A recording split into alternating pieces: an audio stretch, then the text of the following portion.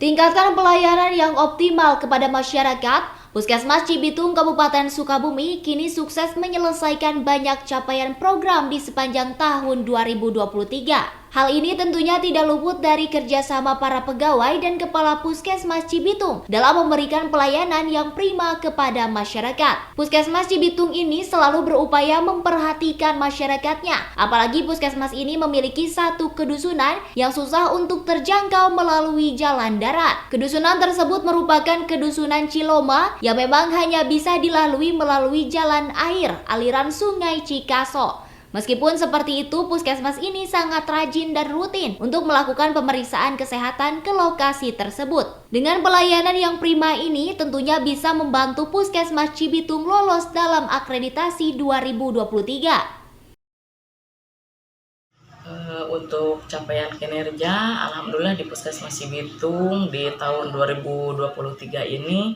capaian kinerjanya alhamdulillah sudah baik.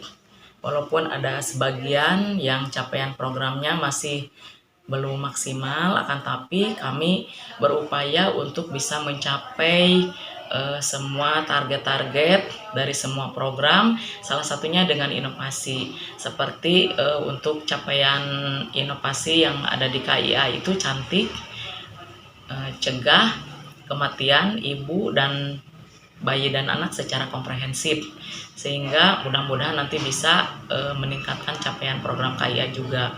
Kemudian untuk yang TB juga salah satunya ada inovasi dengan Kepo TB, kenali, periksa, obati tuberkulosis. Nah ini salah satunya dari begitu banyak inovasi yang sudah berjalan di Puskesmas Cibitung. Alhamdulillah selama ini bisa berjalan dengan baik.